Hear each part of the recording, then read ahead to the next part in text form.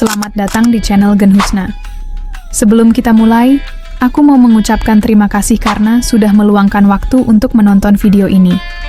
Di channel ini, kita selalu berusaha menghadirkan konten yang bermanfaat, menghibur, dan menginspirasi.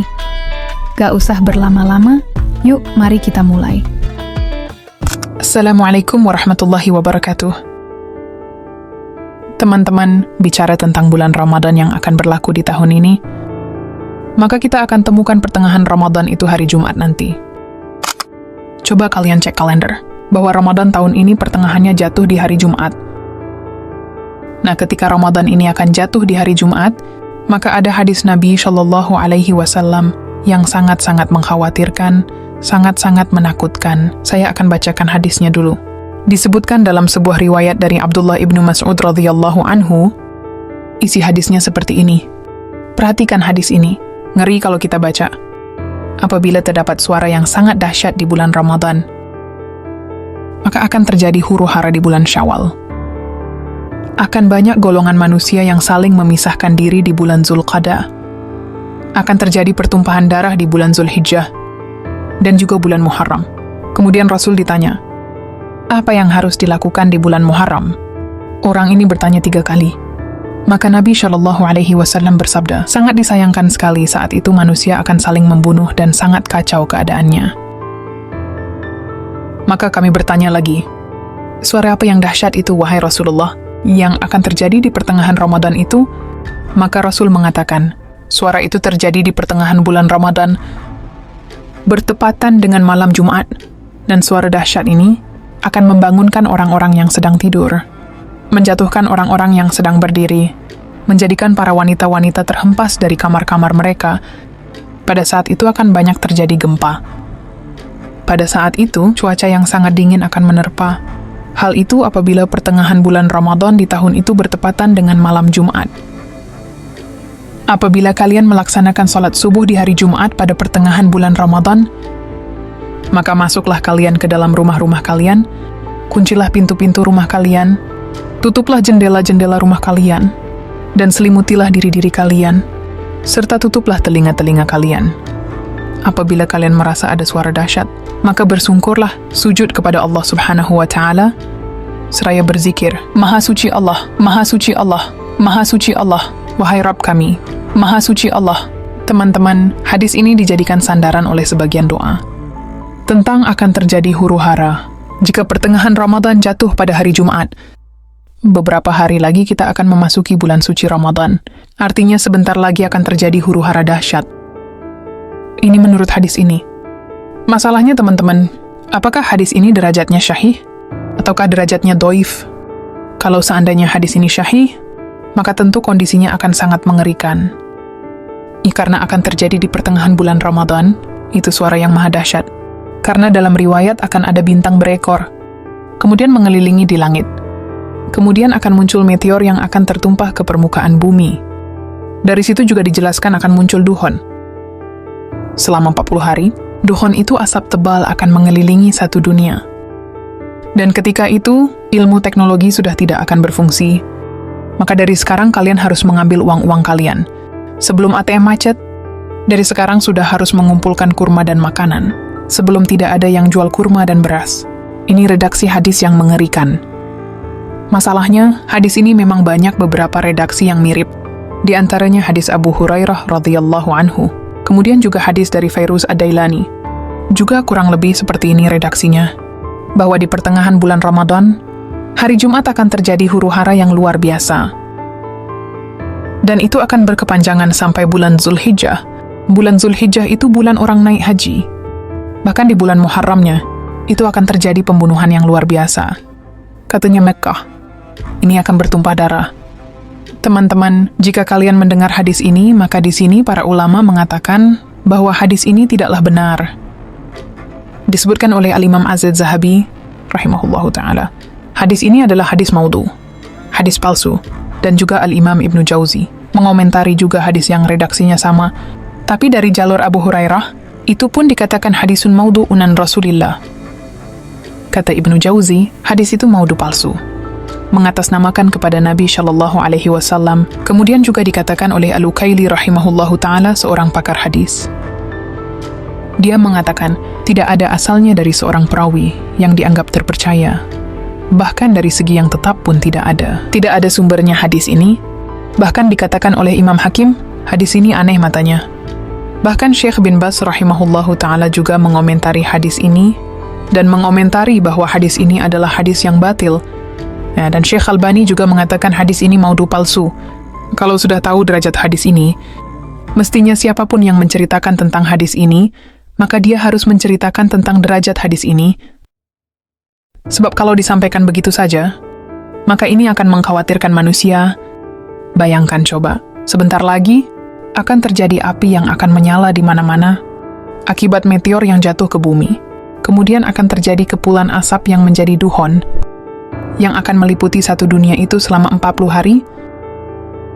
Kemudian akan terjadi pembunuhan di musim haji. Kemudian ditakut-takuti teknologi akan mati. Maka kalau seandainya betul-betul hadis ini sahih, memang sangat mengkhawatirkan. Sudah kewajiban kita untuk persiapan jika itu terjadi. Tapi rupanya hadis ini palsu. Jadi teman-teman, sebenarnya secara ilmiah kita yakin bahwa duhon akan terjadi. Kiamat akan datang, dan kita perlu persiapan. Karena hadis ini juga berkaitan dengan duhon. Asap yang tebal yang akan meliputi bumi selama 40 hari.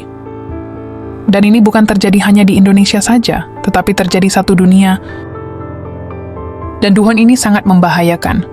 Kalau bagi orang beriman paling tinggi menghirup duhon itu, paling pilek, pusing-pusing sedikit. Tapi bagi orang kafir kalau dia hirup duhon itu, asap itu akan keluar dari telinganya. Asap itu akan keluar dari matanya. Asap itu akan keluar dari hidungnya. Asap itu akan keluar dari duburnya. Bahkan saking panasnya akan membakar kepala mereka. Dan nanti saya akan sebutkan riwayat-riwayatnya. Duhon ini teman-teman tidak main-main. Ini termasuk alamah, kiamah kubro, tanda-tanda kiamat besar. Bukan tanda-tanda kiamat kecil lagi, kalau seandainya diprediksi. Kemudian Ramadan tahun ini akan terjadi duhon, dan ingat tanda-tanda kiamat besar. Itu kalau sudah datang maka tidak bisa dihentikan. Akan bersusulan tanda-tanda kiamat besar yang lain, hingga hancurnya alam semesta ini. Maka teman-teman kita akan coba fokus kepada duhon. Apa itu duhon di dalam Al-Quranul Karim? Kalian biasa baca di dalam surah Duhon, ayat yang ke-10 sampai ke-16. Allah Subhanahu wa Ta'ala berfirman yang artinya, tunggulah wahai Muhammad, pada hari di mana langit akan dipenuhi dengan asap yang sangat tebal, yang akan meliputi manusia, dan inilah azab yang sangat pedih. Kemudian mereka pun berdoa agar azab itu dihilangkan. Ya Rabb, hilangkan azab itu dari kami, dan kami akan beriman. Kemudian Allah mengatakan, bagaimana mungkin menerima peringatan?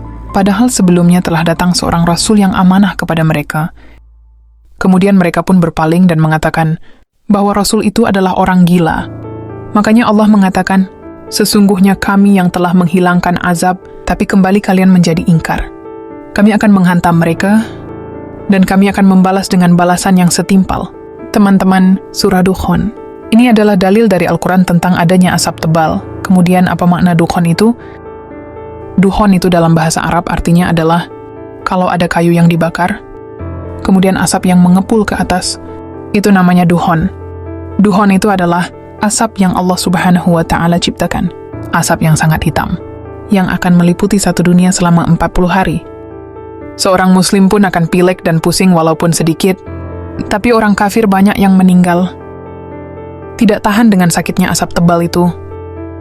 Bayangkan 40 hari asap itu akan turun dan menyelimuti seluruh dunia. Asap itu masuk ke rumah-rumah, ke kamar-kamar, ke gua-gua, ke semua penjuru.